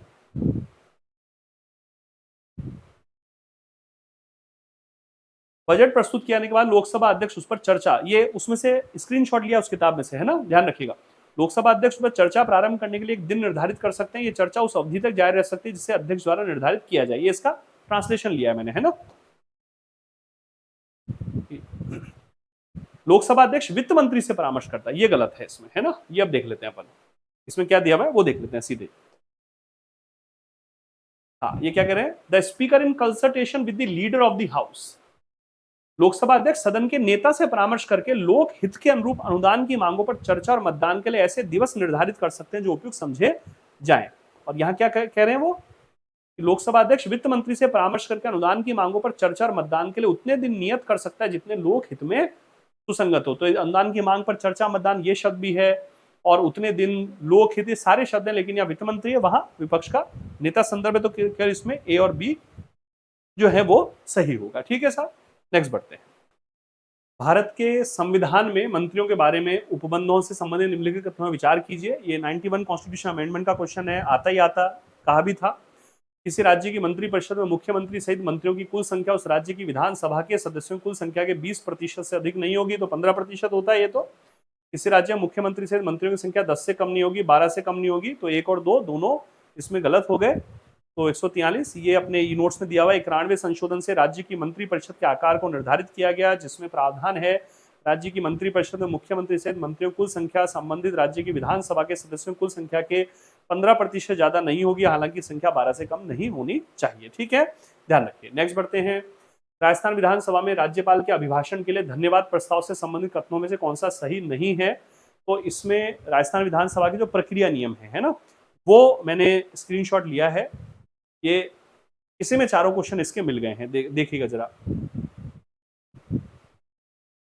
मुख्यमंत्री द्वारा चयनित कोई सदस्य राज्यपाल के अभिभाषण के लिए धन्यवाद व्यक्त करता है। देखिए जरा, मुख्यमंत्री द्वारा चयनित कोई सदस्य राज्यपाल के अभिभाषण के लिए धन्यवाद व्यक्त करने वाला प्रस्ताव प्रस्तुत कर सकेगा। फिर प्रस्ताव का अनुमोदन मुख्यमंत्री द्वारा चयनित दूसरे सदस्य द्वारा किया जाएगा। मुख्यमंत्री द्वारा चयनित दूसरे सदस्य द्वारा ऐसे प्रस्ताव की सूचना पर प्रस्तावक अनुमोदनकर्ता के हस्ताक्षर ये मंत्री संसदीय कार्य विभाग के जरिए राजस्थान विधानसभा के प्रमुख सचिव को भेजा जाएगा। ऐसे प्रस्ताव की सूचना प्रस्तावक अनुमोदनकर्ता के हस्ताक्षर मंत्री संसदीय कार्य विभाग के जरिए प्रमुख सचिव को भेजा जाएगा।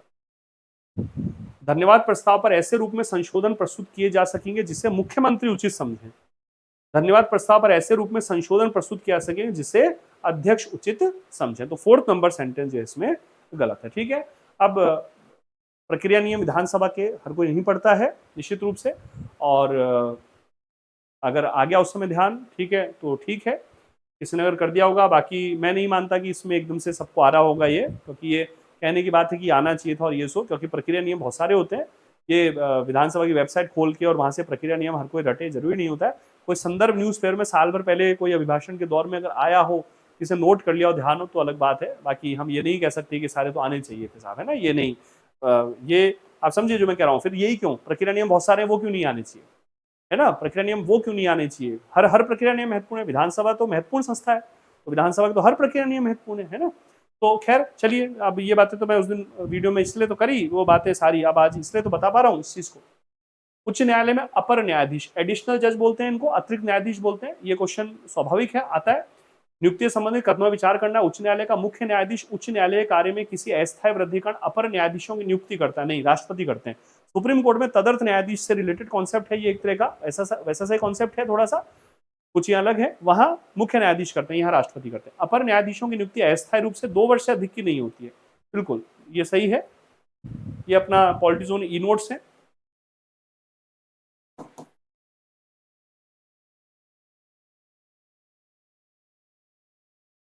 अनुच्छेद 224 के अनुसार किसी उच्च न्यायालय कार्य में अस्थायी वृद्धि या कार्य के अधिकता के कारण राष्ट्रपति को प्रतीत होता है कि उच्च न्यायालय के न्यायाधीशों की संख्या को अवधि विशेष के लिए बढ़ाया जाना चाहिए, तो राष्ट्रपति अधिकतम 2 वर्ष की अवधि के लिए उच्च न्यायालय में अतिरिक्त न्यायाधीशों को नियुक्त कर सकते हैं। तो राष्ट्रपति नियुक्त करेंगे अधिकतम 2 वर्ष की अवधि के लिए, और अस्थायी वृद्धि या कार्य की अधिकता के कारण। ठीक है साहब, आइए आगे बढ़ते हैं।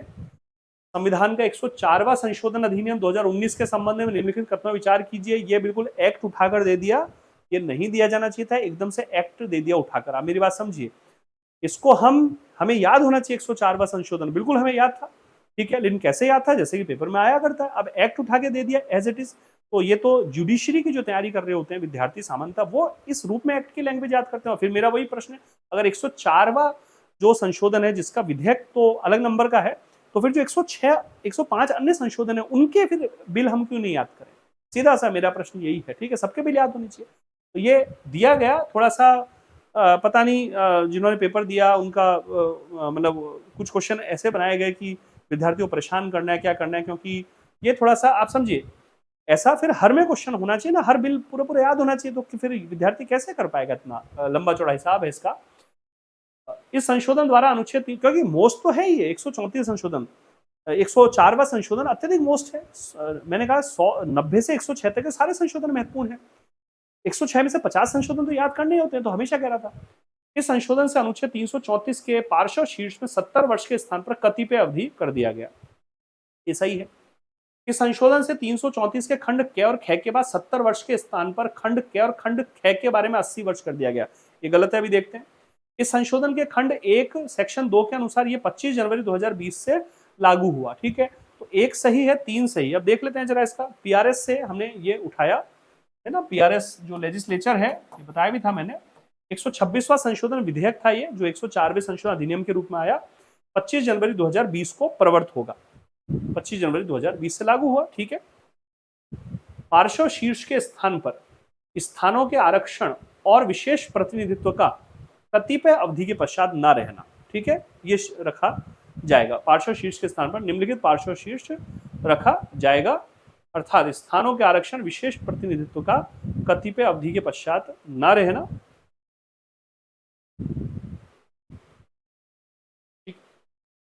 पार्श्व शीर्ष में अब तो 70 वर्ष तो था, उसके स्थान पर कतिपय अवधि कर दिया गया। अब कतिपय अवधि क्या कह रहा है वो? ठीक है, अब इसमें क्या है कि वैसे तो एग्जैक्ट तो केवल थर्ड अगर होता है तो उसका तो ऑप्शन है नहीं, इसलिए हमने 1 और 3 को सही माना है। अब इसको देखते हैं जरा। यहाँ पर खंड क और खंड ख के पश्चात दीर्घ पंक्ति में 70 वर्ष शब्दों के स्थान पर खंड क के में तो लिखा है 80 वर्ष और खंड ख में लिखा है 70 वर्ष। खंड क में 80 वर्ष कर दिया, खंड क में 80 वर्ष और खंड ख में 70 वर्ष, यहाँ दोनों के बारे में 80 वर्ष। तो सेकंड जो इसमें गलत हो गया। ठीक है, ये ध्यान रखिएगा। तो क्योंकि अनुच्छेद 334 जो है वो आरक्षण की अवधि बताता है, और ये जो 104वां संशोधन अधिनियम और 334 जो है लोकसभा विधानसभा में जो आरक्षण का संदर्भ है, 330 से लेकर 342 तक अनुसूचित जातियां, अनुसूचित जनजातियां, अन्य पिछड़ा वर्ग, आंग्ल भारतीयों का संदर्भ रहा है ना। तो वो उसके संदर्भ में ये आर्टिकल पूछा गया, लेकिन इस प्रकार सा इतना कठिन ये दे दिया गया कि जिसको मैं भी पढ़ रहा हूँ तो आप देखें ना, मुझे भी एक पढ़ने में कैसा कंफ्यूजन हो रहा है, जबकि संशोधन को अधिनियम के रूप में, एक लैंग्वेज के रूप में हम याद करते हैं, जो एक आम भाषा के रूप में, तब हमें तुरंत याद आता है। तो अब दे दिया तो दे दिया, क्या करें है? कुछ नहीं कह सकते। वो सीधा सीधा पूछते ना, सीधा सीधा पूछते उस चीज को, ठीक है, थोड़ा सा इसको और घुमा के पूछ सकते हैं, लेकिन एज इट इज। तो मेरा तो प्रश्न यही, अब कोई कहे कि साहब क्यों नहीं एक्ट आना चाहिए, तो बिल्कुल आना चाहिए। तो 106 के 6 एक्ट क्यों नहीं आते भाई, वो सारे आने चाहिए, बल्कि जो संसद पारित करती है, जो विधानसभा पारित करती है, सारे एक्ट याद करो, ठीक है, सीधा सा हिसाब ये है ना। तो ठीक है साहब।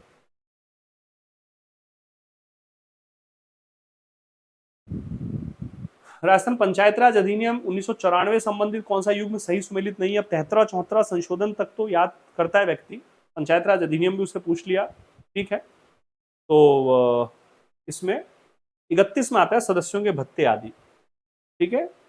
30 जो है उसमें होता है सदस्यों, अध्यक्षों, उपाध्यक्षों की पदावधि, ठीक है। ये मैंने उसमें से लिखे ऑनलाइन देखें, तो सेकंड जो है ये सही सुमेलित नहीं है, ठीक है। फिर पंचायतों के साथ, अब पंचायतों के भी देखिए ना, कितना कठिन बनाया गया पेपर कि ये हमेशा कहा जाता है कि 73वें संशोधन से जो प्रावधान जोड़े गए सारे आर्टिकल याद होने चाहिए, लेकिन ना तो आर्टिकल के खंड और उपखंड तक पूछ लिए गए, ठीक है। मैं भी अगर ये पेपर देता एज ए कैंडिडेट तो मैं भी याद नहीं करता यार, सीधी सी बात। अब किन ने कर लिया, ध्यान रह गया, बहुत सी बात है, बहुत कितना कठिन इसको कर दिया है। देखिए है इसमें ये वाला जो है ना, पंचायतों में अनुसूचित जातियों के लिए स्थानों का आरक्षण 243 डी और उसका खंड बी। तो अनुसूचित जातियों के लिए जो आरक्षण है, ये देखिए यहाँ लिया है हमने, ये तो परिभाषा है, ये यहाँ से पंचायत क्षेत्र से पंचायत का प्रादेशिक क्षेत्र है ना, 243 ई। 243 डी जो है स्थानों का आरक्षण प्रत्येक पंचायत में अनुसूचित जातियों, अनुसूचित जनजाति। तो ए है अनुसूचित जातियों और बी है अनुसूचित जनजातियों, और इन्होंने क्या दिया है, अनुसूचित जातियों के लिए 243 डी और उसका जो 243 डी का खंड बी, ठीक है। तो ये सेकंड इसमें आ जाएगा। ये ड 3 ख ये भी मैंने लिया है, देख लीजिएगा आप। ड 3 ख विघटन की तारीख से 6 मास की अवधि से पूर्व, और ये 243 6 क 243 जी ए 243 6 क आर्थिक विकास सामाजिक न्याय के लिए योजना तैयार करना। बहुत टफ क्वेश्चन है ये, बहुत टफ क्वेश्चन है, ठीक है। ये लाइनें सबको याद है, लेकिन इनके आर्टिकल भी याद है, लेकिन आर्टिकल के अंदर का जो खंड है वो सबको कैसे याद होगा, इतने सारे खंड हैं। तो अगर याद रहेगा किसी को, अच्छी बात है, बहुत अच्छी बात है, ठीक है, ठीक हो गया होगा। आइए आगे बढ़ते हैं। इन्होंने विचार व्यक्त किया, भारत में लगभग सभी राजनीतिक दल मूल्यों संस्थाओं के प्रति निष्ठा के बजाय नेताओं के प्रति निष्ठा पर आधारित है। उनमें से लगभग सभी में आंतरिक लोकतंत्र का अभाव है, वे अलग अलग हद तक केंद्रीकृत हैं। ये मेरे को नहीं मिला इसका, हालांकि ऑनलाइन सर्च किया था तो ग्रैनविल ऑस्टिन का नाम आ रहा था। मजेदार बात है कि ग्रैनविल ऑस्टिन साहब की ये किताब है, इस किताब का रेफरेंस आ रहा है उसमें। मुझे तो लाइन मिली नहीं है अभी तक, फिर देखता हूँ टाइम मिलेगा तो। अब ये इतनी मोटी किताब है, ग्रैनविल ऑस्टिन साहब की दूसरी किताब, working a democratic constitution, A history of the Indian experience. अत्यधिक कठिन किताब है, बहुत भारत के राजनीतिक इतिहास के बारे में इतना बेहतरीन उन्होंने लिखा है। वही बात है कि मैं भी इसको, मतलब इसको पढ़ने के लिए समय नहीं निकाल पाता हूँ, है ना, आप समझिए, ठीक है। जबकि मुझे कोई कंपटीशन एग्जाम नहीं देना, मुझे पढ़ना चाहिए इन किताबों को, हॉबी भी होनी चाहिए, पढ़ना चाहिए, नॉलेज लेनी चाहिए, डिलीवर करना चाहिए नॉलेज को, ठीक है। तो कंपटीशन एग्जाम वाला कैसे पढ़ेगा इस किताब को भी, है ना, जो दे रहा है कंपटीशन। तो ऐसा सुनने में आया है कि इसमें से आया है, देख लेते हैं अगर मिल जाएगा, या किसी और किताब में से भी देखता हूँ। तो ये एक नहीं मिल पाया, इसमें ग्रैंड ऑस्टिन बताया जा रहा है, तो अभी देखते हैं आंसर की में क्या रहेगा, है ना। ग्रैंड ऑस्टिन है कि जेम्स मैनार है कि सुधा पाई है कि क्रिस्टोफी जेफरलो है, देखते हैं। और भारत के संविधान के भाग 9A में नगर पालिका की अवधि के संबंध में निम्नलिखित कथनों विचार कीजिए।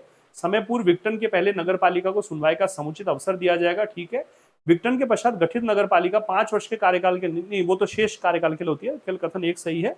यहाँ देख लीजिए, ये एक ऑनलाइन लिया था हमने। प्रत्येक नगर पालिका अपनी प्रथम बैठक के लिए नियत तारीख से 5 वर्ष तक बनी रहती है, इससे अधिक नहीं, परंतु नगर पालिका को विघटन से पूर्व सुनवाई का उचित अवसर दिया जाएगा। और वो तो एक अंडरस्टूड है, हमें कि उसमें शेष अवधि के लिए होता है ना, ये हमारे ई नोट्स में से भी है।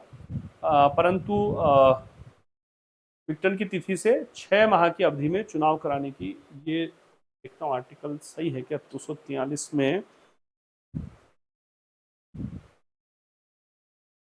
ये है कि पुरानी नगर पालिका की अवधि के केवल शेष भाग के लिए ही वो कार्य करेंगे। ठीक है, तो इसमें साहब केवल एक जो है कथन वो इसमें सही है। ठीक है, इसमें केवल एक सही।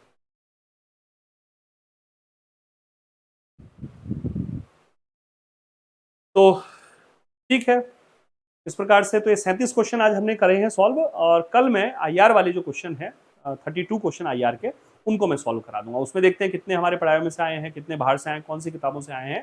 ठीक है, और फिर आगे 2-3 दिन के अंदर ही आगे अब आपको क्या करना चाहिए, कैसे पढ़ना चाहिए, क्या तैयारी करनी चाहिए, इस पर एक बहुत सारगर्भी चर्चा में लेकर आऊंगा निश्चित रूप से। और आप सभी जुड़ते हैं, विश्वास से जुड़ते हैं, आप सभी का बहुत धन्यवाद है, बहुत आभार है। और क्लासेस को पूरा देखा कीजिए, नॉलेज भी मिलती है, कुछ मैं कहता भी हूँ विशेष बात, तो वो भी हमें ध्यान रहती है। और निश्चित रूप से जितनी चिंता आप लोगों को है आपके भविष्य की, मुझे भी काफ़ी हद तक चिंता है। और मैं इतना ही कहूँगा अभी तो कि पढ़िए, ठीक है, और आगामी एग्जाम के लिए एक बार हौसला रखिए, क्योंकि ये तय बात है कि इस एग्जाम में बहुत कम जाएगी कट ऑफ, क्योंकि कट ऑफ को लेकर जब भी आइडिया दिए हैं कठिन पेपर के, वो हमेशा उस हिसाब से होते हैं। अभी आरएस लेटेस्ट इसका उदाहरण था, उसका तो हमारे टीम ने शॉर्ट्स भी डाला था, तो वो देख लीजिएगा। कठिन पेपर जो होगा कट ऑफ कम जाएगी, तो बहुत कठिन पेपर भी है और विचित्र पेपर भी है, कठिन भी है और विचित्र भी है, तो इसकी कट ऑफ तो बहुत कम जाएगी, है ना। कैंडिडेट पास भी कितने होंगे बड़ा महत्वपूर्ण बात है। पॉलिटी वाला सेक्शन जरूर पार लगाएगा थोड़ा सा, अगर, क्योंकि ये थोड़ा तुलनात्मक रूप से सरल है कुछ क्वेश्चन इसके, है ना, मैं मानूंगा। जबकि अपने वाले काफी क्वेश्चन है, उसके बावजूद मैं ईमानदारी से बोल रहा हूँ कि ये वाला सेक्शन थोड़ा सा तुलनात्मक रूप से सरल है। ठीक है, तो क्या सरल है इसलिए नहीं मिले अपने क्वेश्चन, अपने तो कठिन वाले भी मिले हैं, लेकिन बता रहा हूँ मैं, है ना। तो इसलिए इस वाले पार्ट में अगर ज्यादा सही हुए हैं तो ये थोड़ा सा मेरिट पे इफेक्ट डाल सकेगा, ये भी आप ध्यान रखिए। और अन्य सेक्शन में यदि किसी ज्यादा अच्छे हैं तो वो भी इफेक्ट डालेगा, तो वो अपन कल देखते हैं आईआर वाला सेक्शन। ठीक है, तो मैं उम्मीद करता हूँ यार आज वाली क्लास काफी लाभदायक रहेगी। देखिएगा इसको, कमेंट करके बताइएगा कि क्या इन दिनों क्या सोच रहे हैं आगे की प्लानिंग तैयारी को लेकर, और मुझसे क्या अपेक्षा है कि किन टॉपिक्स में मैं वीडियो वगैरह लाऊं, तो अपन फिर बात करते हैं। खास का ध्यान रखिए, सकारात्मक बने रहिए, सकारात्मक बने रहना सबसे जरूरी शर्त है ना, सकारात्मक बने रहिए, अवसर फिर मिलेंगे और मिलेंगे, शानदार मिलेंगे। ठीक है, सफलता जरूर मिलेगी, अब तो मेहनत कीजिए, बिल्कुल 100% सफलता मिलेगी, है ना। तो निराश तो होना नहीं है, सकारात्मक बने रहना है। स्वास्थ्य का ध्यान रखिएगा, मिलता हूं कल आपसे नई क्लास में। नमस्कार, धन्यवाद।